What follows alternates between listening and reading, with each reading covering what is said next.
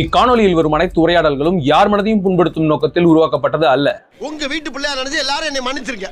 தன்னோட சொந்த மகன் கூடவே செக்ஷுவல் ரிலேஷன்ஷிப்ல இருந்த அம்மா, இதை தட்டி கேட்ட அண்ணனை தலையிலேயே அடிச்சு கொண்ட தம்பி, மத நம்பிக்கையில ஊறி போயிருந்த அகஸ்டா இந்த உலகத்தோட ஒழுக்கக்கேடான விஷயங்கள்ல இருந்து தன்னோட பசங்களை பாதுகாக்கிறதுக்காக பெரும்பாலும் தனிமையிலேயே வளர்த்திருக்காங்க. அது மட்டும் இல்லாம இந்த உலகத்துல இருக்க மொத்த பெண்களும் ஒழுக்கம் கெட்டவங்க, சாத்தானோட கருவிகள் அப்படின்னு சொல்லிதான் அவங்க பசங்களை வளர்த்திருக்காங்க. வெளி உலக பழக்கம் இல்லாத எடி கெயினுக்கு அவங்க அம்மா தான் எல்லாமே. அப்படிப்பட்ட அம்மா இறந்த உடனே இவன் எப்படிப்பட்ட சைக்கோவா மாறி இருந்தானா?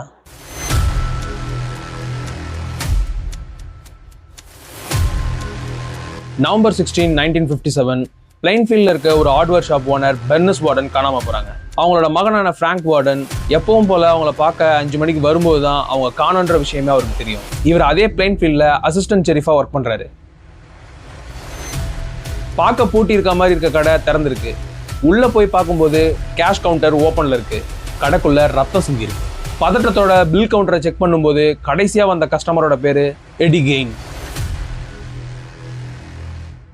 பெர்னஸ் வார்டன் காணாம போறதுக்கு ஒரு நாள் முன்னாடி, அதாவது நவம்பர் 15 எடி கெயின் அந்த ஹார்ட்வேர் ஷாப்புக்கு வராரு.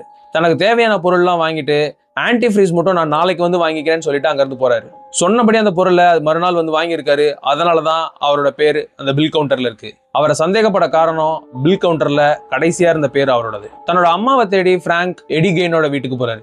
கெயினோட வீட்டு தொழுவத்துல தலை துண்டிக்கப்பட்ட நிலைமையில தலைகீழா உரிச்ச மான் போல ஒரு பெண்ணோட உடல் தொங்கிக்கிட்டு இருந்துச்சு. இதை பார்த்த இன்வெஸ்டிகேஷன் ஆபீசர் 2 பேரும் கொலை நடுங்கி போயிட்டாங்க.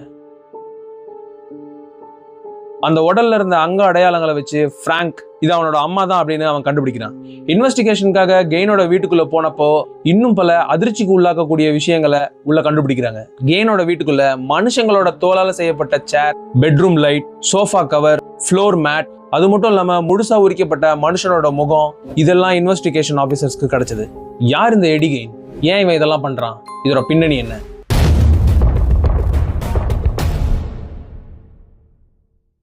எட்வர்ட் தியோடர் கெயின் ஆகஸ்ட் 27, 1906 லா கிராஸ் கவுண்டி விஸ்கான்சன்ல பிறகுறான். அவனோட அம்மாவான அகஸ்டாக்கு இவன் 2வது பையன். இவனோட பிக் பிரதர் ஹென்றி பயங்கர குடிகாரரான அவங்க அப்பா குடிச்சிட்டு வந்து இவங்களை அடிக்கிறத ஒரு ஹாபியா வச்சிருந்திருக்காரு. அவர் செஞ்சுட்டு இருந்த வேலைங்க எல்லாமே அவருக்கு பெருசா கை கொடுக்கலன்றதுனால பிளைன்ஃபீல்ட்ல இருக்க அவங்களோட ஃபார்ம் ஹவுஸ்க்கு மூவ் ஆகுறாங்க. அதுதான் அவங்களோட நிரந்தர வாழ்விடமா மாறுது. மத நம்பிக்கையில ஊறி போயிருந்த அவங்க அம்மா பசங்களை ஸ்கூலை தவிர வேற எங்கேயும் வெளியே அனுப்பவே இல்லை. பெண்கள்னாலே ரொம்ப கெட்டவங்க, அவங்க சாத்தானோட கருவிகள், விபச்சாரம் செய்ய மட்டும்தான் லாயக்கு, இப்படி சொல்லி அவங்கள பெண்களோட பேசவோ பழகவோ அனுமதிக்கவே இல்லை. தன் தந்தை மாதிரி அவங்க ஆயிடக்கூடாதுன்றது அவங்களோட எண்ணம். அவங்க நினைச்ச மாதிரியே அவங்க பசங்க ஸ்கூல் விட்டா வீடு, வீடு விட்டா ஸ்கூல், இப்படிதான் வாழ்ந்துருக்காங்க. மற்ற நேரங்கள்ல தோட்ட வேலைகள் பார்த்துருக்காங்க. ஏப்ரல் 1, 1940 ஹார்ட் டிஸ்பங்ஷன்னால அவங்க அப்பா இறந்து போறாரு. இதனால குடும்பத்தோட நிலைமை ரொம்ப கவலைக்கிடமாகுது.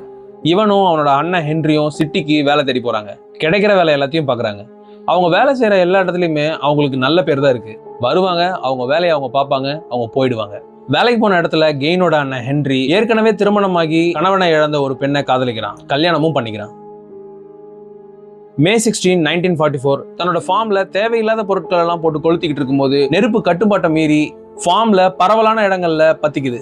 இதனால கெயின் ஃபயர் இன்ஜினுக்கு கால் பண்ணி அந்த நெருப்பை கட்டுக்குள்ள கொண்டு வரான். நெருப்பை கட்டுப்படுத்தினதுக்கு அப்புறம் தன்னோட அண்ணனை காணோன்னு போலீஸ்க்கு இன்ஃபார்ம் பண்றான். அங்க வந்த போலீஸோட சேர்த்து அவங்க அண்ணன் ஹென்ரிய கெயினும் தேடுறான். அவங்க அண்ணன் குப்புற விழுந்த மாதிரி இறந்து கிடக்குறான். உடம்புல தீக்காயம் எதுவுமே இல்லை. அவன் இறந்து கிடந்த இடத்துக்கு போலீஸை கெயின் தான் கூட்டிட்டு வந்தான். ஹென்ரியோட தலையில ஒரு சின்ன காயம் இருக்கு. மிஸ்ஸிங் கேஸ்க்காக வந்த போலீஸ் இதை காட்டுத்தீனாலதான் அவர் இறந்தாருன்னு ஃபைனல் பண்ணிட்டு அங்க இருந்து போயிடுறாங்க. ஹென்றி அடிச்சு கொண்டது கெயின். ஆனா ஏன், எதனால?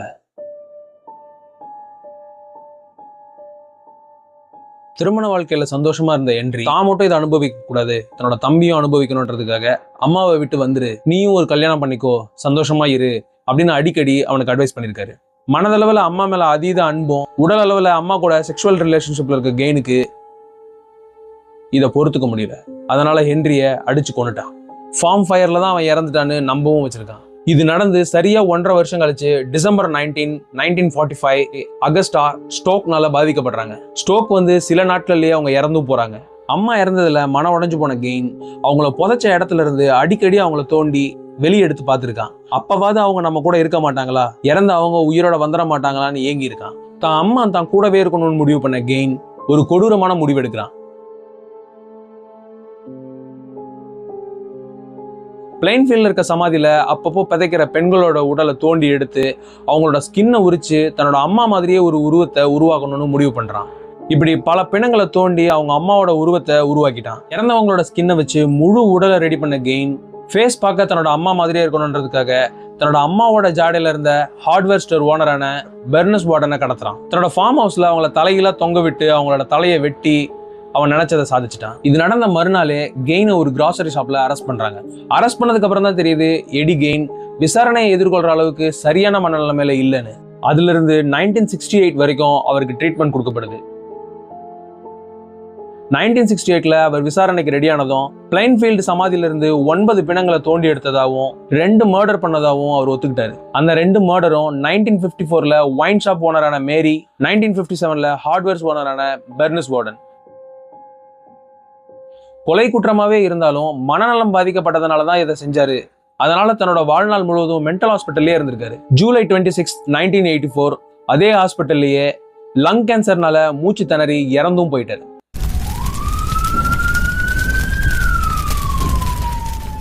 உங்க வாழ்க்கையில நீங்க எவ்வளவு கஷ்டத்தை அனுபவிச்சாலும் அது உங்க பிள்ளைகளோட வாழ்க்கையில ரிஃப்ளெக்ட் ஆகாம பாத்துக்குங்க. ஒருவேளை அது ரிஃப்ளெக்ட் ஆனா 100% எடி கெயின் மாதிரியான ஆட்கள் உருவாகிறதுக்கு வாய்ப்பு இருக்கு. இந்த வீடியோ பிடிச்சிருந்தா லைக் பண்ணுங்க, ஷேர் பண்ணுங்க. உங்களுக்கும் என்ன மாதிரியே கொலை, சீரியல் கில்லர், சைக்கோ கில்லர் இந்த மாதிரியான விஷயங்களை பார்க்க, கேட்க, படிக்க பிடிக்கும்னா இந்த சேனலை சப்ஸ்கிரைப் பண்ணுங்க. டடரட்டா.